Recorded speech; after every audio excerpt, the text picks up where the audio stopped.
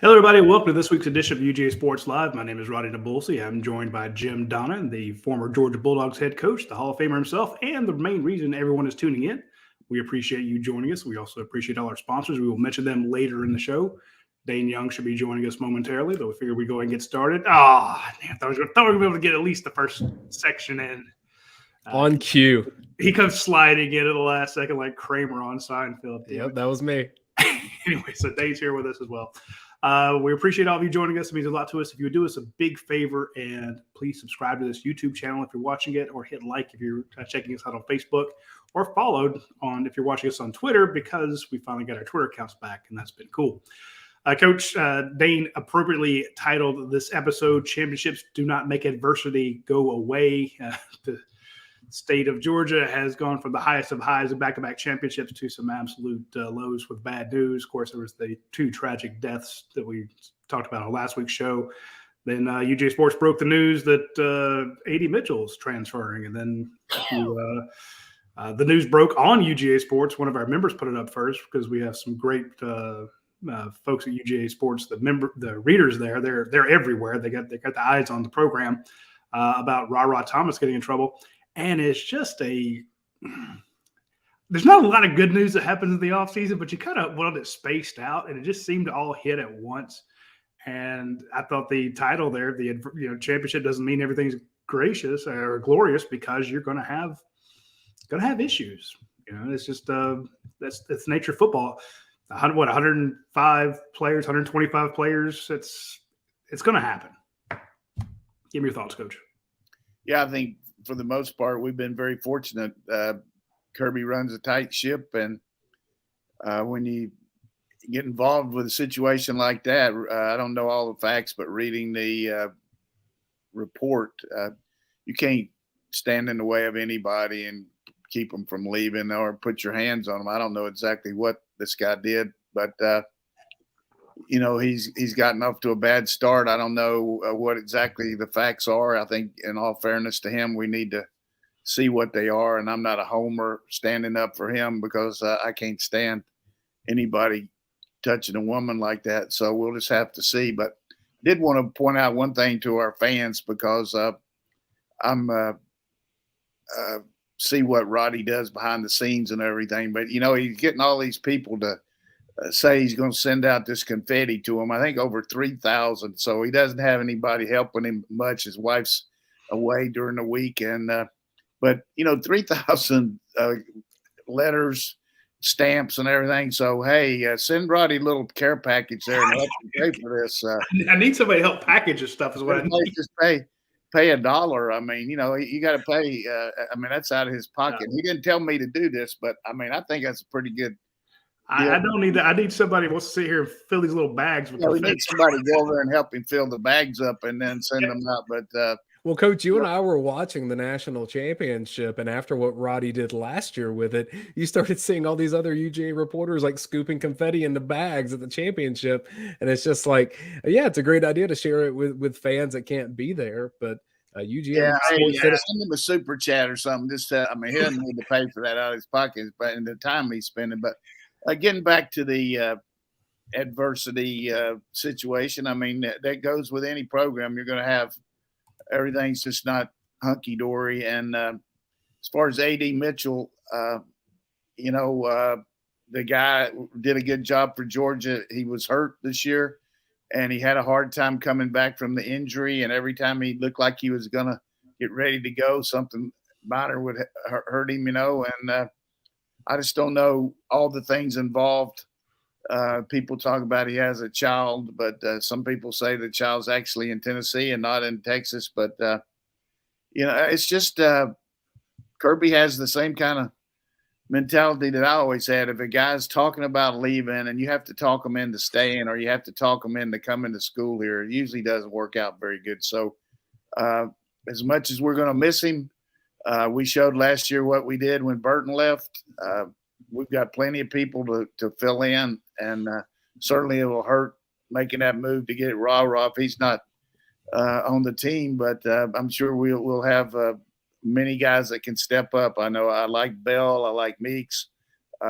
Certainly Marset looked good when he was out there.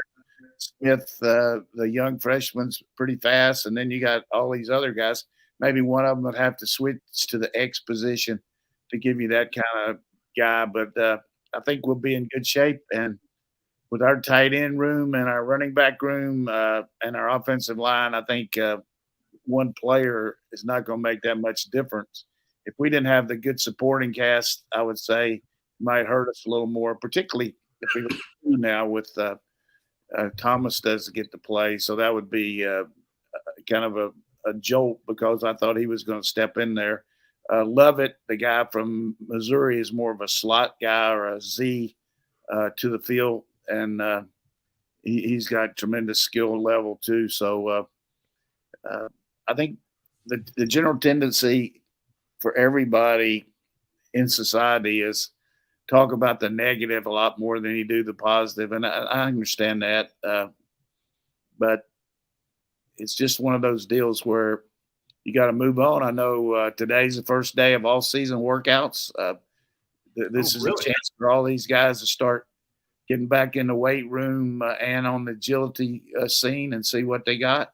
And the coaches are on the road this week, but they'll be back in. Sunday's the last day that anybody can actually be on your campus. Dead period starts again. So, but it's an exciting time to me as a coach when you're changing your roster over and you're starting over, so to speak, as far as setting up the culture, the connection, everything about it. Each team gets its own identity, and we're certainly we have plenty of pieces in place.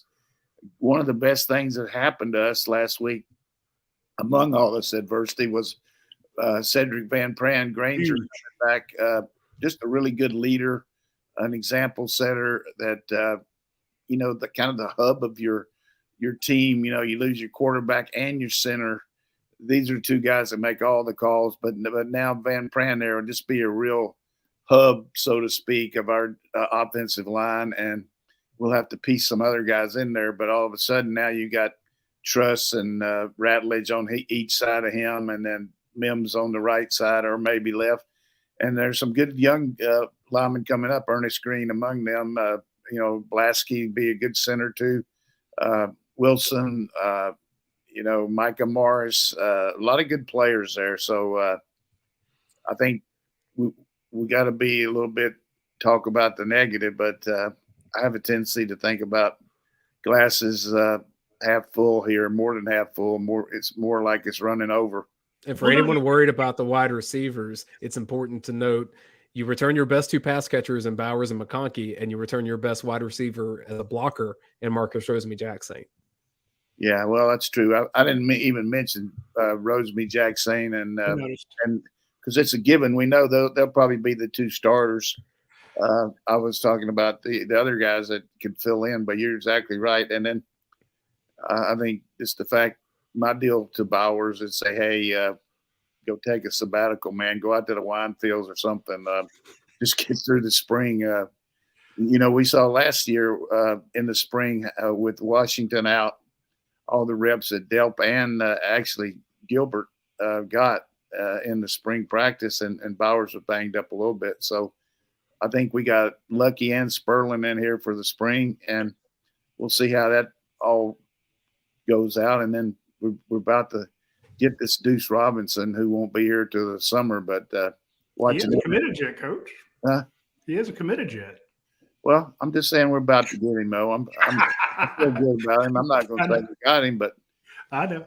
I think he's putting you on the spot. I think Georgia's getting him too. So we definitely he looked good in that Hawaii Bowl or Polynesian Bowl or whatever you call it, and so a lot of good things happening around UGA. No, I think you're right, Coach, because to me, I guess the number one question for spring, and spring's I'm not a genius here with math. I only had to take one math at UGA, and it was statistics. So that shows how much the journalism department puts on math. 7 weeks. So less than 2 months, and Georgia starts spring practice March 14th. So they get right at it. And to me, the first question, of course, is who's going to be the quarterback? Well, we kind of know the pecking order there, what we suspect the pecking order. And then it's to the trenches. You're losing your top two starting tackles, and you're like, and maybe your starting center, maybe the 3 best linemen you had, but then your center comes back, and Amarius Mims played fantastic. That guy is one of the best looking offensive linemen I've ever seen, just from a physical standpoint. And then I'm like, wait a minute, Truss is back. Okay, well, Truss started all year. Tate Ratledge is back. He started all year. Broderick Jones started all year. I mean, Cedric Van Pran. So now you're like, well, you basically got to replace one guy. And then all the turnover at receiver, AD Mitchell leaves. I mean, there's a 12-page thread on the board. Everyone's freaking out. But I think you nailed it when he's talking about all the other guys. Dave puts it in good perspective with, who, from a production standpoint, and you didn't have AD Mitchell all year. And you still went 15-0. And it's not I'm not trying to make light of him, Coach, but I just think you're right when you say you always put a spin on the positive, but Georgia has lost 1 game in 2 years. So they can't say you're being a homer when you're being factual. And the depth is, I think, I mentioned this on last week's show. Dayne, back me up here if I'm wrong. When you looked at what the other teams making excuses, Alabama made excuses about their wide receivers being hurt. Ohio State made excuses about their guys being hurt. TCU talked about their running back. I'm like, Georgia didn't have Nolan Smith. Georgia didn't have Adam Anderson. Georgia didn't have AD Mitchell. George Pickens missed almost the entire season. Georgia can go down this long list of guys that are hurt, but their depth and their recruiting successes, being able to plug and play guys like an Oscar Delp into the middle of it. The fact that you had a Bear Alexander to come in on 3rd down, Chaz Chambliss was kind of panned by a lot of people. He stepped up big. And then your older guys who step up, your Chris Smiths, your Robert Beals, William Poole last year. People forgot he was damn near on the team, and in the playoffs, he was money. So that depth you have, I just don't want people to take it for granted because other teams do not have that quality depth. So while we can talk about the guys that you lost, which, as Coach points out, I'm the negative guy. I'm the negative Nancy, the worry wart. When you look across the line there, when you look at this list of players, it's deep. So we'll continue. I think one thing that I would point out over the years in coaching, one thing I always look for in a coach, number one, his ability to look into the future. By that, I mean, see a player, visualize what you're going to do to develop him, or understand that you're going to have to get somebody that's better than him. And with the portal now, you got an easier way to do it than, we used to talk JUCO and things like that. But really visualize where your room was and what you needed to do to make it better and to be competitive within the framework of the league you were playing in, and always have a good vision of player development. And certainly Kirby and his staff have that. The other thing is, how do you handle pressure? Because it's a pressure-ridden job. It's a day-to-day thing that you've got to be able to separate what's really important and what's not, and don't go overboard on things you don't need to, but be very consistent in your discipline, but handle the pressure of the job, the pressure of the game, the pressure of recruiting, and make it be a real plus for your resume and for your team. And certainly, I think if you look at our team, the way we've been able to be ahead of the transfer portal, to be ahead of the, or at least involved in the NIL, to do really good job of player development, that shows the ability to look into the future. And then just the constant ability to function under pressure, the way Kirby and his staff has developed these players and game management, like you say, 1 loss in 2 years, just a complete annihilation of the Eastern Division. So I think you don't want to sit back and crow and all that and say, well, we got it made. Now we're starting over. And that's one thing you can't take for granted over there at Georgia. You got to prove yourself every day. And the one thing that I will mention here, and I'm talking a little bit longer than normal, but the thing that's really helped is this new rule where you got 8 hours a week in the off season with these guys, where you can work with them in the as far as individual development. You can have a ball out there as long as it's not individual skills. You can go through team type stuff. I mean, you can do the individual skills. You can't do the team. Right. But the coaches can work with these guys a little bit more in the off season. And when spring practice starts, you have a pretty good idea. You're going to hit it running instead of 3 or 4 days of, well, we got to learn this, we got to learn this, we got to do this. I mean, when we start practice March 14th, 15th, whenever that is, we will have had a month and a half, except for spring break, where these guys have 8 hours a week of total football work, individual technique. For a guy like, say, Lovett coming in here, to be able to spend 8 hours a week with Brian McClendon as compared to just watching tape, working on his own, doing stuff like that.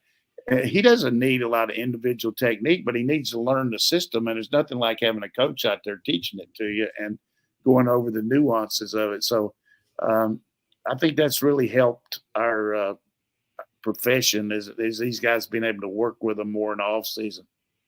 That's a good point, Coach. I want to ask both of you about the approach for the season. I mean, it's a reset. Championship trophies been given, parade's been made. Today's the first day, as you point out, of guys doing those workouts, team workouts. Maybe this is when we get the new motto for the year or something. But last year, Kirby Smart was able to go to the guys, you lost 28 players, 15 to the NFL, 13 to the portal. You brought in, another 25, 28 kids to be part of the team. And he went to the guys that were the backups last year. He went to the guys who didn't play as much last year and said, we're going to try to do it again. You played some, but the team that won it, the first one to win in 41 years, a lot of those guys are gone. Now it's your turn. And everybody we talked to said, the guys that really stepped up, from freshmen, sophomores to seniors, all said, yeah, that was a different team. We wanted to do this. We wanted our shot in the spotlight. We wanted to show that we could do it. And they did something unprecedented, 15-0. Do you take that same approach to the other guys? You do have a lot of guys coming back because we pointed over and over again how young this team was. Or do you say, hey, let's go for the three? In other words, they were challenged to go 15-0. They were challenged to make a name for themselves. How do you challenge this group on the first day of practice or the first day of workouts? I guess you go on Twitter and find the one person that says they're going to go 8-4. I mean, that's worked this year, right? When I never saw literally anyone say that. And then they're like, they say we're going to lose 5 or 6 games. And like you come up with that internal propaganda. And, I do think that there was something like Kirby Smart referenced Michael Jordan a ton around the college football playoff. So it's obvious that kid of the 90s, that he's a fan of that. I wouldn't be surprised if he brings in some elements of Michael Jordan did 3-peats twice. How do you do it?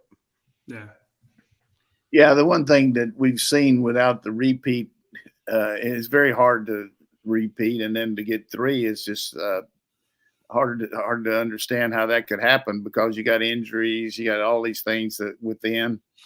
You think about the Roman Empire. I mean, that's the one thing that always worries me is what can happen within the program. Can some guys get hurt or whatever it might be, academic issues, off the field issue like this one with Thomas. Yeah. So you just every team's got its own identity. You're starting from scratch, and I like the way Kirby talked at the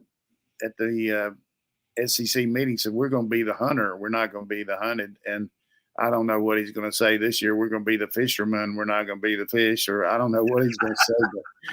But he's got to say something that to his team about we know what it takes, and it's not just going to happen. And every team's got its own identity as far as practice habits, as far as what you do, and the model is something that I think Kirby more than anything believes in to the max of practice schedule. He never changes it, except maybe cut back a little bit or go a little harder. But it's a proven model. He told me one time when I said something to him about it, he said, hey, we won 4 national championships with this practice schedule. And that was the first year he was here and everything. And, I was just throwing out some stuff. But he believes in that, and it certainly worked good. And his ability to improvise and change, for instance, the week of the championship game, going and changing the schedule, which initiated a lot of things happening. You had to get the different work with Delta to get the plane at a different time. You had to talk to the people out there about getting a practice facility. He talked to some people and felt like practicing here would take away from our team by the time they got there. The recovery for the next day wouldn't be the same on Saturday. So he changed it and left and actually practiced out there and then practice again the next day after they got acclimated. So that little change in the schedule might not have been the difference, but certainly I will say this, TCU practiced at home and then flew out there, so it didn't work very good for them. It did not. I still can't get over that embarrassment. But that's a good point. You talk about you see that 911 call that TCU somebody sent to 911 with a score 38-7. no. 911, can we help you? And the guy said we, and then he used the F word. It was pretty funny. I'd like to report a murder. Can we help you? It's 38-7. I do want to report a murder. I love it. All right, let me take a quick break here and mention a couple of our sponsors to our site. I want to mention Athens Ford because they've been one of our longest sponsors, and I guess they start with A, so I tend to go with them first. But Athens Ford is they sponsor our watch along show, and if we're going to give out accolades, I want to give 2 accolades to Dayne and Coach Donnan for the playoff games. For the people that did the watch along show, they had 200,000 views on those 2 games. I think that's phenomenal. The people that actually joined them on our YouTube channel and watched the game with them, that's great. And the reason I bring it up now is because Athens Ford is a sponsor of said show. They also sponsor this podcast and our website. So I'm a big fan of theirs. You notice when a few months ago we were talking about them having 200 cars. Now they're up to like 400 cars, and they'll have up to 1,000 on the lots. But the reason I bring that up is there's still a lot of places that don't have a ton of vehicles. Athens Ford moves them, and they get new ones in all the time. It is high quantity sellers out there, and they have fantastic vehicles. They check them out top to bottom. You can go on their website, look at all of them. Reach out to if you don't want to go by this lot, reach out to one of the salespeople there. They will walk around it they'll do Zoom with you or FaceTime, and you can look at the vehicle that way. If you are in the military, active or retired, plus eligible veterans, you can get $500 off. Same for students. If you're a college student or a recent college graduate, you can get $500 off. So hit them up when you get a chance. Check them out. They have a ton. You can see the the used vehicles they have there. They have the specials. I'm a big fan of the certified pre-owned vehicles. I bought one from them. I've driven the wheels off of it, and every time I bang it up or do something to it, because I'm a terrible driver, they take care of it for me. So hit up our friends at Athens Ford when you get the chance. All right. Also want to talk about our friends over at Your Pie. Try the triple threat. Try their hot Nashville chicken. Try the barbecue chicken. Try the buffalo chicken pizzas. It's a great concept, folks. Basically, you go in, you tell them what dough you want, what sauce you want, what toppings you want, and you can put as many toppings on your pizzas as you want. Same if you're getting a salad, same if you're getting pasta, same if you're getting some of their specialty sandwiches.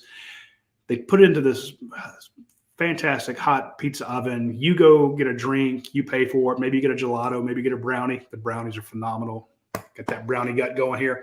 But by the time you go sit down, they're over at your table in just a few minutes after that with a piping hot, fantastic crust, delicious pizza, the best pizza you'll ever have in your life. And today, if you want to order one and then go pick it up or have it delivered, or heck, if you even want to do it for later in the week, if you use the Your Pie app, you can get double points. They have a point system. You get points for every dollar you spend at Your Pie. Those translate into free pizzas, free breadsticks, free salads, free gelato, free brownies, free drinks, stuff like that very quickly. So hit up our friends at Your Pie. There's 70 locations. They're all over the place. I definitely recommend them. They are sponsors of when I went to the Your Pie in Athens. They had Malachi Starks back there serving pizzas, as part of his NIL deal. They are supporting the university. The Malapi. Oh God, still a terrible name. But it's a Malapi. It's a pizza with 24 pepperonis on it because he's number 24. So the point being, they take care of the university. If you are a fan of the University of Georgia, take care of the people who take care of your university. Coach, the news of the day in the SEC, Alabama needing an offensive coordinator, already looking for a defensive coordinator. Any idea what Nick Saban does for those 2 spots? Yeah, I think this is a huge day for Tennessee. I think they're supposed to get some kind of idea about what the findings were as far as what they replied to the NCAA, and then maybe NCAA is going to say. whether Jeremy Pruitt gets a show cause for his involvement. And if he doesn't, I can see Alabama jumping all over Pruitt because, he's got the real association with Coach Saban. If he doesn't, I don't know which way they'll go. But offensively, there's been a lot of rumors about Jeff Lebby, the guy that was at Ole Miss, is now down at the University of Oklahoma. But he just got one of the top 3 quarterbacks in the country in Jackson Arnold out of Texas. I think his future is pretty bright there at Oklahoma, just as far as new program. You just don't know how long Nick's going to keep going. Obviously, he'll say he's going forever, but who knows? And there's not a lot of lifeline there as far as how long you stay there. So I don't know.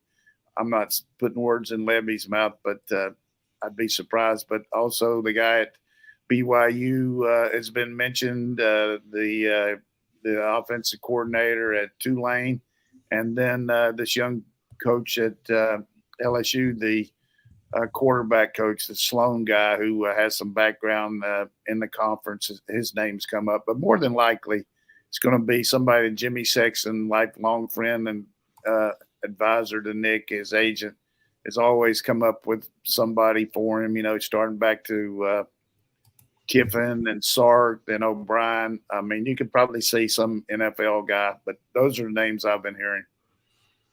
Coach, a lot of people have speculated on him leaving eventually. They're like, oh, well, Saban can't do this forever.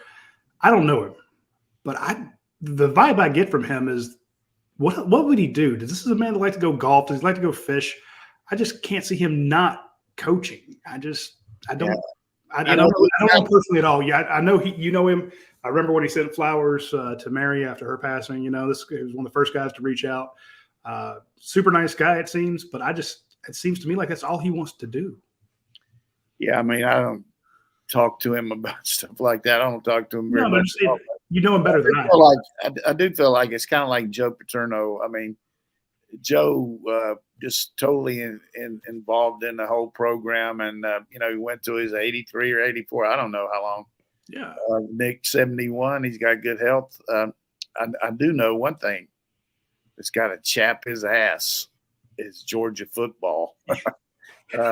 Right now, you say we want to come back and we want to do all this, but they're looking at climbing back up the mountain a little bit.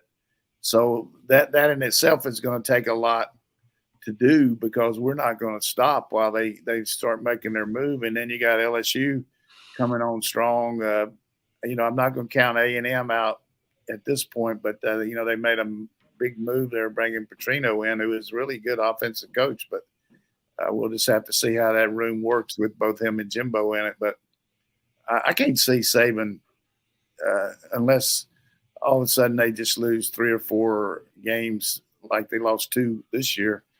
I can't see him getting out anytime. He's a driven guy, kind of like Belichick. I mean, Belichick is 72. I mean, he the last couple of years they've been low.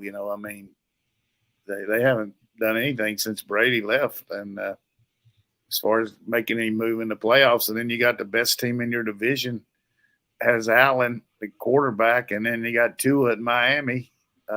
So they're third at best in their own division, but much less the whole league. So, but Bill O'Brien is an excellent coach. I knew him when he was at Tech. Very astute guy. I've talked football with him. He really is a very good teacher. Did a tremendous job at Penn State, coming in there with all that uproar, and he made the playoffs 5 out of 6 years with Houston. He just wasn't a great general manager. That's what hurt him a little bit. He's probably wearing too many hats, and Houston hadn't done anything the 2 years since he's been gone. I mean, they won 1 or 2 games this year, and then last year, I mean, they're on their 3rd coach in 3 years. I mean, their 4th coach goes O'Brien, then the other guy, and now Lovie Smith. So I think O'Brien's a good coach. While we're talking about NFL, I do want to give a shout out that one, Jermaine King says he needs some confetti, super chat. So Roddy, make sure that Jermaine King gets his confetti because he's always watching. It's guaranteed that a Georgia Bulldog will win the Super Bowl. Happens pretty much every year. I forget what that streak is. We'll have to get Dave McMahon on that. With the 49ers, Charlie Warner. With the Eagles, Jordan Davis and N'Kobe Dean. Also, a shout out to former Georgia assistant coach Tracy Rocker, who coaches there. Trey Hill is with the Bengals, and on their practice squad is Elijah Holyfield. And with the Chiefs, you have McCole Hardman and Malik Herring. And Coach, I'd like for you to tell the story you have with Zach Taylor, the head coach of the Bengals, because that fascinated me last year. So if you don't mind bringing that back up about your connection to him.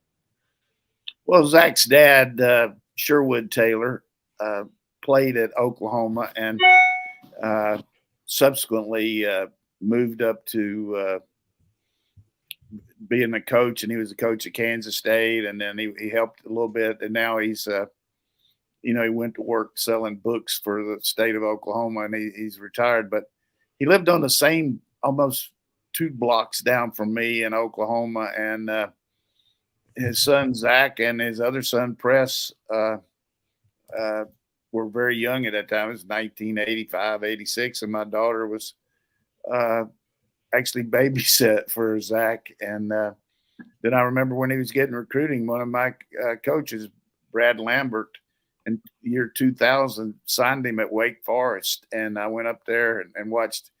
Brad asked me to come by there and watch him practice, and I saw Zach, and of course, he came over to me, and it was good. And he ended up transferring, going to junior college, and then he went to Nebraska and had a heck of a career there. And then ended up catching up with Sherman, who was a Miami Dolphins coach, who went to Texas A&M, and he got in with him, and then got in the pros, and now he's a head coach, like 37 or 38. And didn't he marry into Sherman's family too?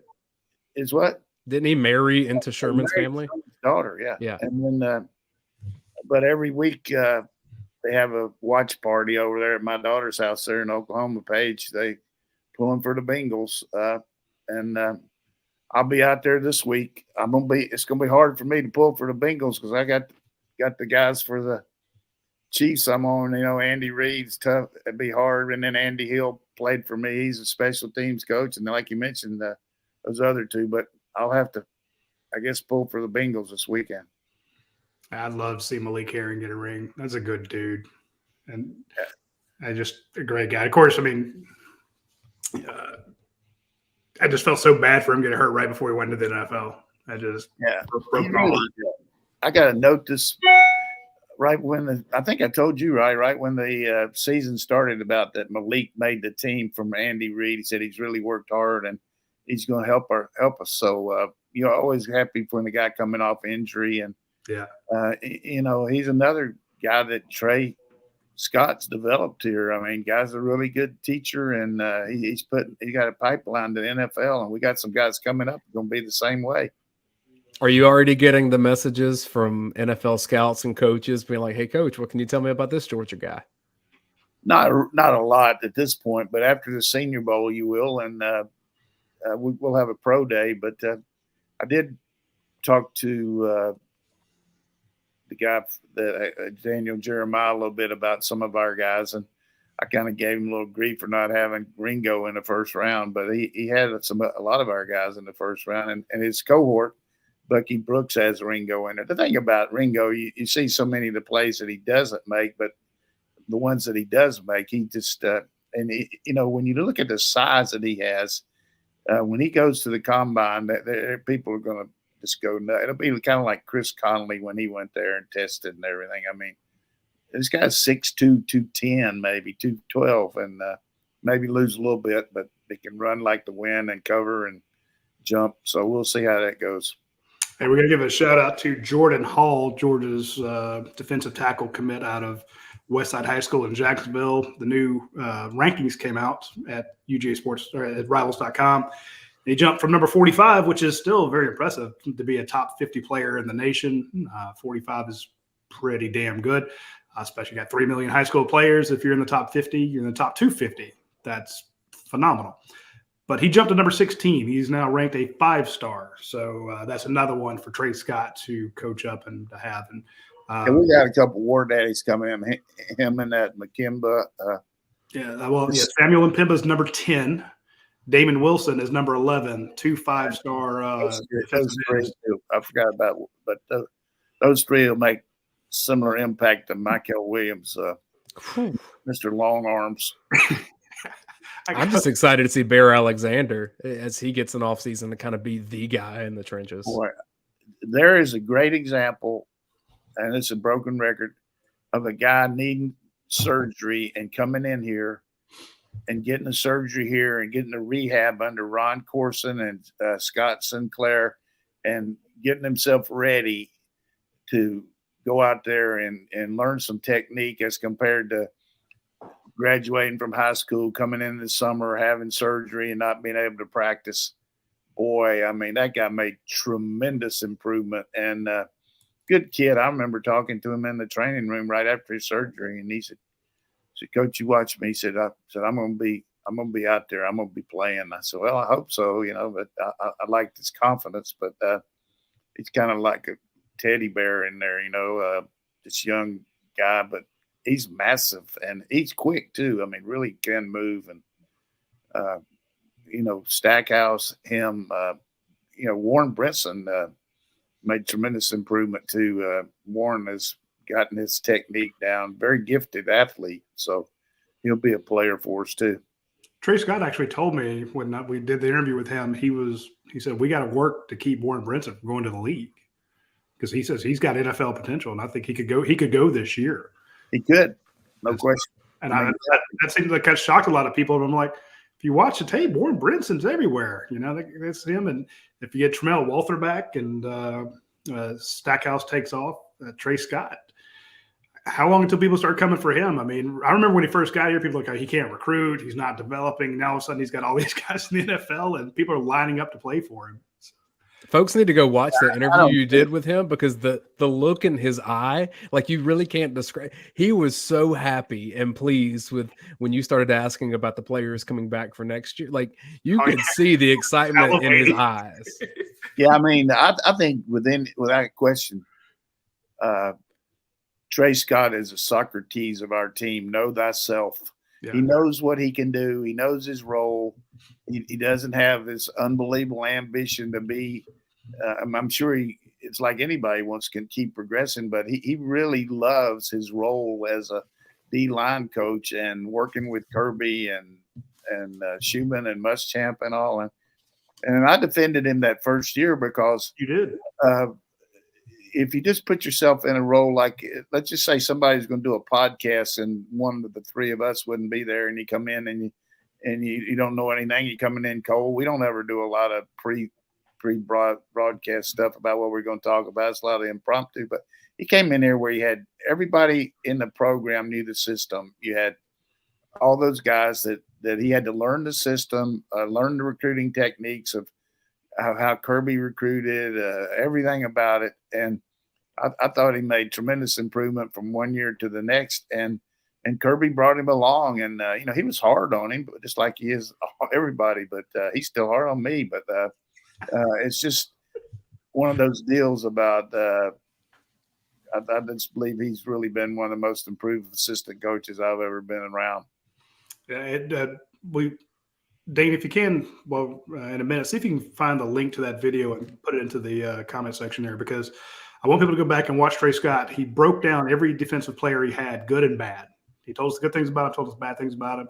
And he mentioned Bear Alexander. We have a story on the front page about Bear Alexander today, so it's a good thing to go read from Anthony Dasher. And he talked about how Bear came in heavy. He's like, he came in, got fat, but he got skinny. And he talks about how he gets skinny in the pass rush game, how he zips through there. So it's a good piece to watch. It's a good video to watch, not because I did it, but because Trey Scott just does a fantastic job. And as Dayne, you don't get to hear these guys much. They're not. You don't, man. You love to hear Trey Scott more. Good to hear him talk. But the one thing that I will go over and over, anybody ever watches this, is technique is a great part of any good team, because you're going to have good athletes. You're going against good players in this league, but you better know how to execute your assignment mentally, but physically, you need to use the proper technique. And I just can't say enough as an old coach that I love to see a coach teaching a guy technique. And in my mind, when A.D. Mitchell ran that double move on the goal line, and there's a difference between a double move going out and up and all that. But when he gave him a shuffle to the inside and broke back out, I can just see in my mind the thousands of times that when they have the special teams go up there for Georgia, if you're not on special teams, that's a nice smile from Trey there. You know, look at his eye, coach, that I'm talking about. Look how happy he is knowing what's coming back. He's from Crossett, Arkansas. You know who else is from there? No, Barry Switzer. He was telling me one day that, hey, he said, I see you talking about Coach Switzer. And he said, he and I are from the same hometown. But anyhow, when you have the special teams, so many of our guys are involved, but certain ones like Schumann or Coach Munkin, they take some guys over and work on individual techniques that they need to work on while the other guys are doing special teams. And every time Coach Munkin's got those guys working on the steps, not really catching the ball, but just the nuances of a route. And I can just see him teaching AD to do that. And, of course, certainly in the skill level part of Coach BMAC teaches them too. And not to say that, but I'm just saying I saw that route and I just said, God, they worked on that so many times they can do it in his sleep. Very true. And that's the type of stuff when we do we got a couple a couple moments where we got to watch practice. It wasn't very long, 7-10 minutes, and we would come back and put up a practice report. And we would talk about stuff like that, what they were working on. And it's just you talked earlier in the show about Kirby believes in his practice schedule, and we were like, look, Coach BMAC was chewing these guys out for being on outside the hash marks or inside the numbers, and he wants them to be on the other side, or he wants them to hit this line, and they have to know exactly what 12 strides is before they break inside. And he can look at it and say, you went 11 or you went 12 and a half. And it's like, how the hell does he see that stuff? Hey, Coach, do you think that Georgia has a play where the running back becomes the center and the rest of the team is, between the hashes and the sidelines like the Dallas Cowboys? Well, I mean, it's a desperate situation. I mean, you got to try to hit one. I don't know. They're trying to get that number 6 the ball some way, but I just really don't think Ezekiel Elliott's the guy to be snapping it. Well, he got destroyed. But, the thing that just I could not believe is why they punted the ball with over 2 minutes to go. You got a lot better chance of making a first down. They hadn't stopped San Francisco the whole second half. And I guess they were counting on Shanahan making some bad call because he's been notorious for that in certain games, although I think he's a tremendous coach, but he has lost some leads over the years, but particularly that Falcon game. But it wasn't just him as a whole team. But I've never seen that formation. It was definitely, you talking about a Hail Mary, it was hell no. I'm going to tell you guys about a good idea, something that's a good planning that you should try to check out. I want to mention our friends at Dead Soxy. And in January, we're trying to tell everybody about the fact that they do custom socks for companies and organizations.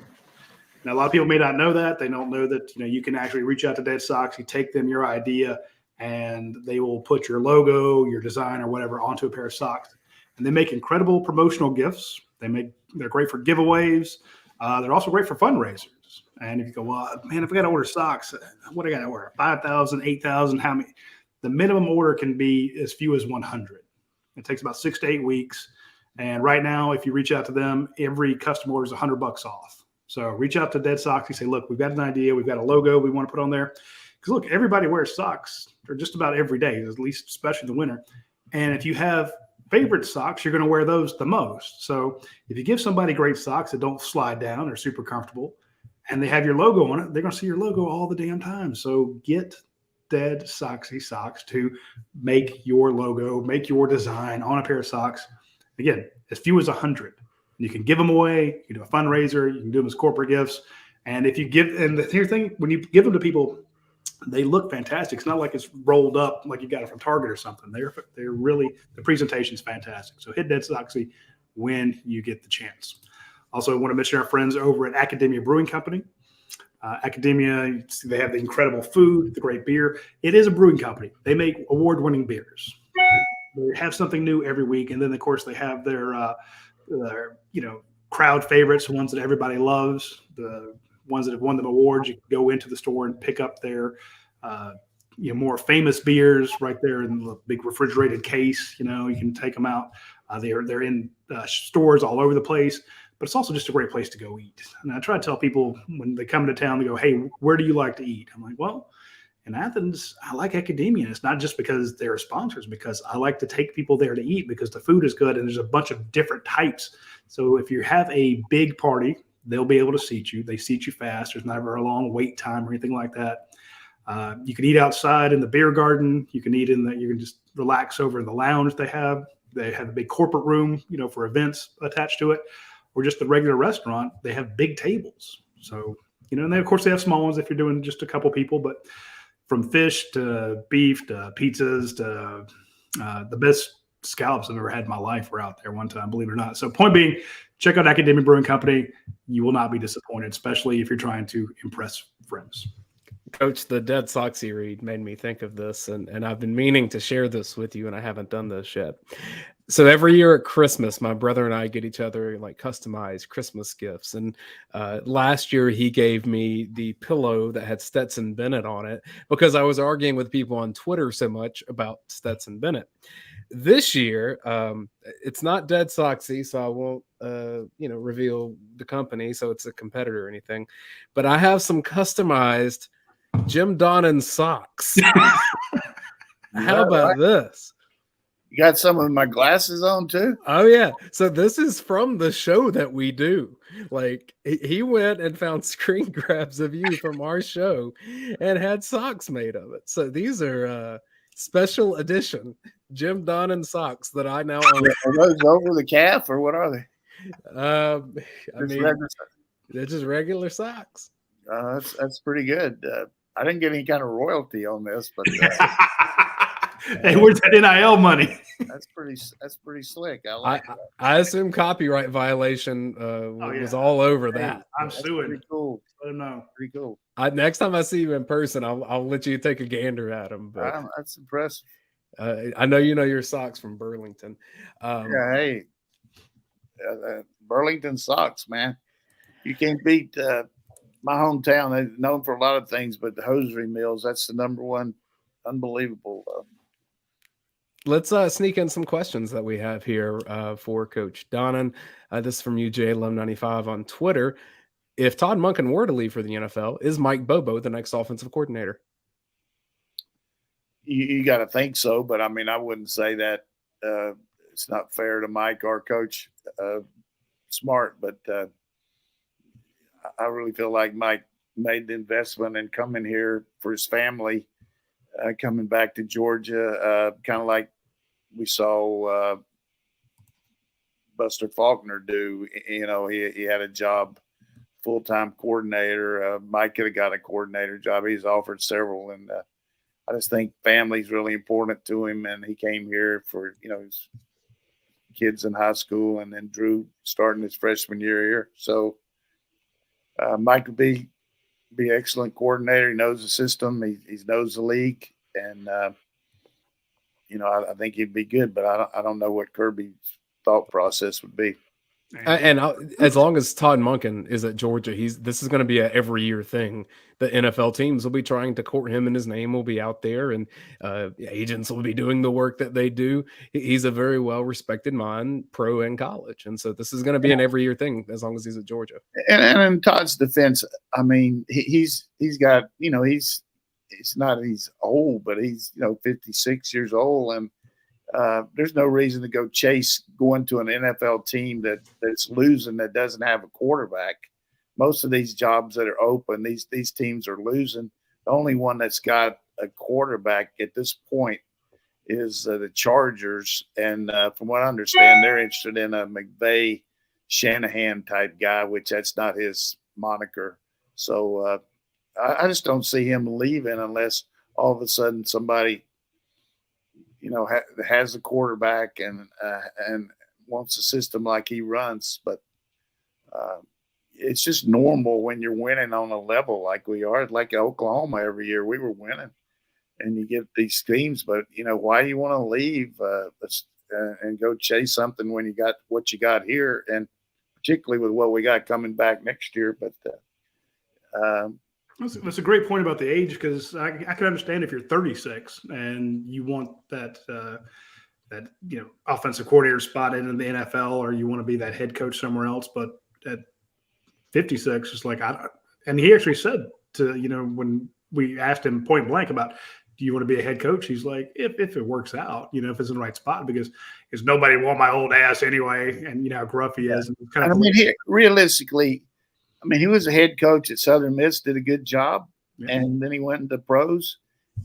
His best contact in the pros was a Tampa coach who now has retired, and then you just don't know what these agents are going to do, but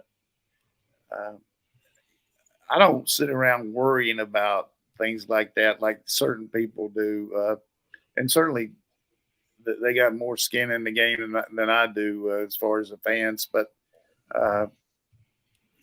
most of the time, if you look at what Kirby's done, replacing people here, it's all worked out pretty well. Except for one situation, which I won't mention which one that was, but I think it was he's done remarkably well on his assistant coaches, maybe two. Coach, I think that's an important point you made, though, that not all of these offensive coordinator spots are made equal. And I think you don't have to look further than Todd Monken's last NFL job. It was a mess with the Cleveland Browns, with Freddie Kitchens and what was going on there. I don't even know that he was – I guess he was coaching Baker Mayfield, but he wasn't calling He didn't call the plays. Freddie called the plays. He called the plays at Tampa, and they had unbelievable offense. Evans, had a great years, and Jameis Winston, he really brought him along. And but he had did a good job with the Jaguars when he was receiver coach there too. Well, that was the point I was saying is, he if you're 36, you're chasing, you're trying to move up the ladder. You're 56, you've arrived. He's in a very comfortable position. He's winning. He's calling the plays. If you go back to the NFL, you don't have the control that you have here. That's not going to be comfortable. If you're going to a place where the head coach has got 1 year, 2 years before he's fired, that's not worth it. Kirby's going to be here. So I'm just saying it would take a lot to pull him away. Not to say you wouldn't take it, because there's going to be money and opportunities and professional challenges. But I agree with you that this isn't a guy who has to go I'm not saying he's not hungry, but when you look at the young coaches who've coached in 4 different cities in 10 years, 5 years, 10 years, that's the guys who are trying to make a name for themselves. He's made a name. He's arrived. Anybody looking for a job, number one, who's your boss? Yeah. Great point. That means a whole lot.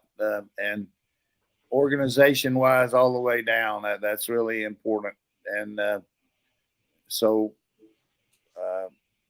I would say that about any profession. Who's your boss? It could be you. Yeah, it could be your boss. Now, we talk about the folks at My Perfect Franchise.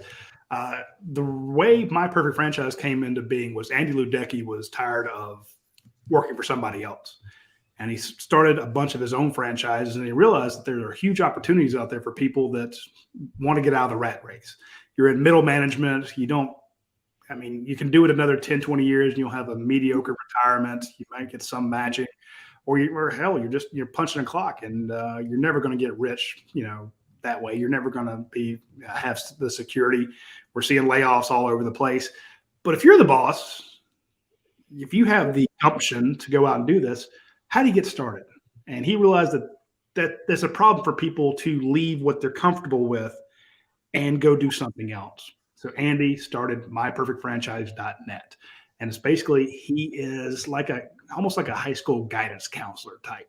What he does, you go to him and you say, here's what I'm looking to do. Help me out. And he can take you through all the different franchise categories. There's like 3,000 of them. Do you want to do something out of the home? Do you want to do something not in the home? Do you want service with outbound sales rep? Do you want light retail, large retail? There's so many categories, and the way you get started and how much time it's going to take. You have a lot of questions. Andy Ludecky, Brandon Beachy, the former Braves pitcher, they have the answers. So reach out to myperfectfranchise.net, and they will be able to help you with that. Now, one company that has been incredibly successful at, the outbound sales and such like that is our friends over at Prime Shrimp. Now, basically, they have this company that builds seafood processing equipment for other companies. And they said, well, we're really good at processing shrimp. We peel them, devein them. We make great shrimp. We know how to cook. We're here in New Orleans. We know all this great Louisiana food. So they basically came up with the concept of boil and bag shrimp. You order frozen shrimp. It's got a pound of shrimp, and they throw in all these different seasonings. They freeze it. They ship it to you. It comes to your house with dry ice. Get to play with the dry ice. That's what I do. And you put it into your freezer. Then when you are ready, you boil some water, you take the bag out of the freezer, you drop it in, turn it over one time. 4 minutes later, you have delectable, scrumptious, fantastic shrimp that's flavored either the New Orleans barbecue style, French Quarter Alfredo's, signature Cajun seasoned garlic or butter, lemon, pepper, all the types of shrimp you want, or just plain. And it is phenomenal shrimp. Tender, succulent, perfectly cooked, and it's easy. So check out Prime Shrimp. Go to use promo code UGASports, get 20% off your first order. So hit them up when you get a chance. 2 minutes left in the show. We're going to sneak in 3 questions from the dog vent. B Butcher 19.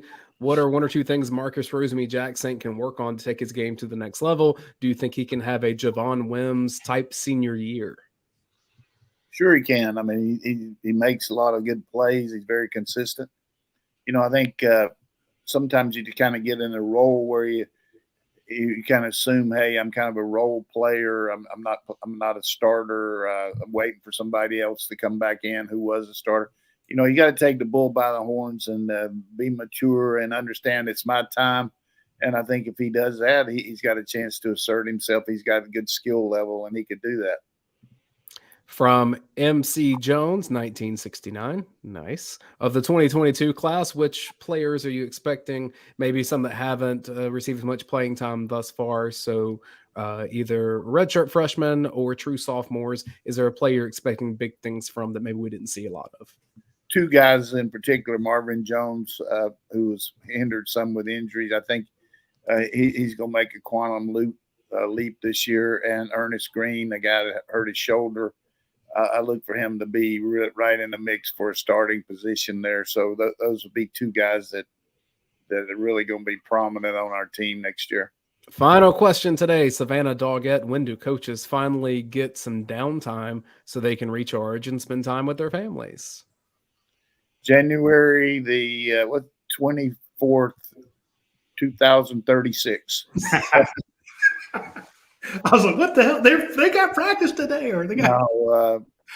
No, I just think the COVID year, as I've mentioned before, was big for all coaches to realize that, there's other things besides just the hammer being down of, got to do this to keep up. You couldn't leave. You couldn't be around your players as much, and you got to spend a lot more time with your family. And consequently, the coaches realize that you can do that and still be competitive. So I think certainly, like, I know one thing that Kirby does is after signing date next Wednesday, and there won't be but maybe one guy signed, they usually give them off a few days there between then and when they start back, and then they'll have spring break. And then another thing he does is every other weekend, starting on a Friday, the offensive staff is off and the defensive staff's in the office. So you get a couple of days like that, on the weekends where you get that extra day every other week. So they deserve it. They make a lot of money, but they spend a lot of time outside the, with these players, daily contact with them. And you have to recruit your current players almost like as hard as you recruit kids in high school. So yeah, I was talking to a coach maybe yesterday, and he was talking about the recruiting process. And he says, I find myself looking at more players, even though we're very condensed on who we're going after, because you never know who you're going to lose and who's going to be in the transfer portal. And if I've had a chance to check them out as a high school player, I'm a lot better evaluator of them when time comes to make a decision. If I lose somebody and we got somebody coming in, I've seen this kid in high school and see how he's developed, and maybe he's still got some ability to develop as compared to maybe he's already hit the wall. So I think that's something you got to look at now is this transfer portal. You need to evaluate maybe more players. And then the one thing that we really do a good job of is the camps. We lost the camps during COVID, and you're going to make some mistakes when you're just going by the film. But when you got the eyeball test, that's really good. And another thing that's coming up here in the spring that Kirby came up with the year that we lost a couple guys that came out early that ended up not being drafted very high or free agents, is we have our own combine where we'll go through all these players and they'll go through everything that the NFL does at their combine, and they get a comparison of how they stand with other players so they can carry that forward next spring if they are in a position to come out. You remember that, Roddy? Oh, absolutely, because I remember trying to find out what some of those guys tested, and those were state secrets.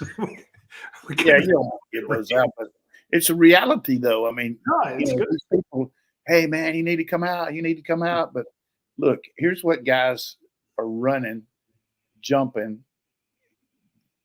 doing the shuttle run, all these things, and this is what you're doing. Now, why would they take you when you compare to this? And it's a very vivid thing there. The other thing that coaches do now, which I think is really good with the tape that we have, is they have a constant tape of practice plays that show you how you're practicing and how the other guys at your position are practicing. And this is why you're first team and this guy's second, or this is why he's your second team and he's first. Yeah. And then parents start asking you, why aren't you playing? Why aren't he playing more? And coach said, hey, look, here it is. We're playing our best player.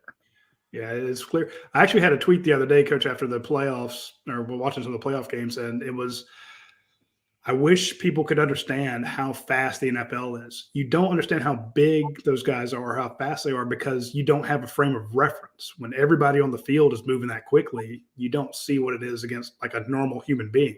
Exactly. And we had that picture earlier in the year of Georgia's offensive line, and you had Kenny McIntosh and I think a wide receiver standing side by side, and they look like children next to the Georgia offensive line. And I'm like, it's going to get worse when you get to the NFL. And I just tell people, when you get a chance, watch the referee walk out and stand next to some of these people and try to keep an eye on the background when you watch the lines take off. Those offensive and defensive linemen are lightning quick. And you tell kids how hard it is to play from high school to college. It's the same toughness to get from college to the NFL. Not everybody's going. It's so hard. That NFL, that combine day breaks a lot of hearts.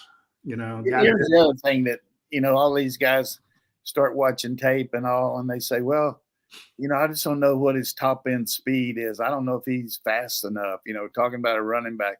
Let me tell you something. When's the last time how many times you see a running back in the pros run more than 20 yards? Yeah. Those guys can run like scalded dogs on defense. Unless somebody falls down or just breaks it there in the red zone, you very seldom see a long run. So I want to see a guy that can change direction, catch the ball, block for pass protection, run routes, tough as nails. That's what you're looking for, running back. That's where Kenny Mack he'll be unbelievable in the pros. Unbelievable. I'm very excited about him. Another one for Dale McGee. Dale McGee flying all over the country looking for other running backs. The man never sleeps. And to answer that question. Yeah, they're all out there on the road going with these 24, 25 kids, mostly 25 now. And then, of course, Kirby all around there too. And, that's what you got to do. Can you imagine the symbolism of head coach of the national championship team flying into some rural school on a helicopter. Everybody in the school's sitting out there waiting, and you're in the 7th grade. God, I'd like to go play for that guy. You know, it's just unbelievable. And it comes out because we have kids that say, look, you know, I met Kirby 5 years ago when I was an 8th grader, or I was a 7th grader. I came to his camp, you know, I got my picture taken with him. Now I'm playing for him. So it builds. All that stuff builds up. And I want to touch back right before we close the show. They were asked about the 2 guys you want to see for the 2022 class. I want to see Jalen Walker and Darius Smith. Oh yeah, I mean those guys played though. I know, but I just want. I was like, and again, I don't want to take any of the inside linebackers off the field because you know I can see Walker playing more outside now though. I think he's just gotten so big, and there's so many good inside guys. But both those guys and Smith just, I mean, he's like Anderson. He could play star. I mean, but he's like 6'5", 235. I got a crick in my neck looking up at him, and I asked him, where are you going to play? He goes, well, right now they got me a star. He can run, man. He can really run. Anyway, I didn't get a chance to answer that one. I want to put in my claim to fame when those guys are superstars. Like, after we've seen how good they are, I can say, well, yeah, I knew all along. That's one of the things I'll end with today is, I don't go over to practice that much, but I was over there right before the championship game, and I was talking to this pro scout who's actually, he wasn't a pro scout, he's ex-GM, and he said, Coach, this is the gold standard. Yeah, I mean, for him to say that about our team, I thought that's pretty strong. Well, you told us about the before the Georgia Clemson game. There's a guy that went and looked at Clemson, one of the scouts. He'd been over there looking at their team, and then the next day he was in Athens looking at Georgia's team and said it was night and day. So, yeah, and I also told you about the guy that from the Raiders right before the championship game. We weren't in it in the yet or SEC, but I told you about. He said we had a better looking team in Alabama, but we had to get over the hurdle of beating them. Yeah. But if we ever did, but watch out.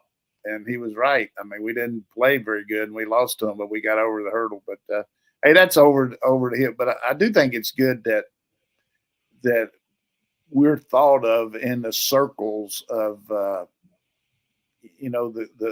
greater known of the NFL, that if a guy's playing at Georgia, he's going to be ready, NFL ready to start out. I mean, they're getting very good. And again, I go to the combine every year. I talk to the scouts up there.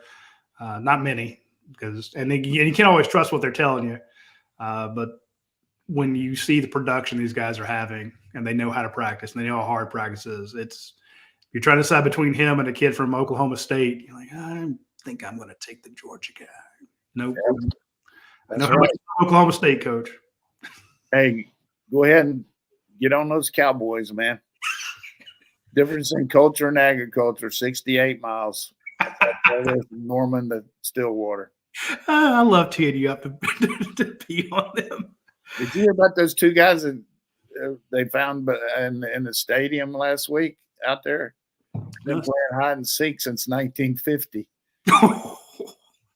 That's terrible, but hey, they've got to get with it here. And Dayne's already left, eh? Yeah, Dayne took off.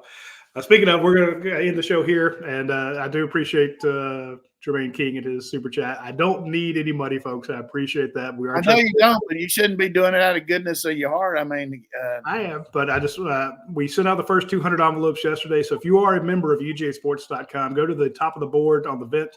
And if you have not put your name in for some of the confetti that rained down, you see it in the background here. We are sending out little bags of confetti to a ton of subscribers. So if you're a subscriber, go to UGASports.com. We will get you a bag of confetti. It's going to take a while. I'm here by myself half the week. My wife's teaching down in West Point, Georgia.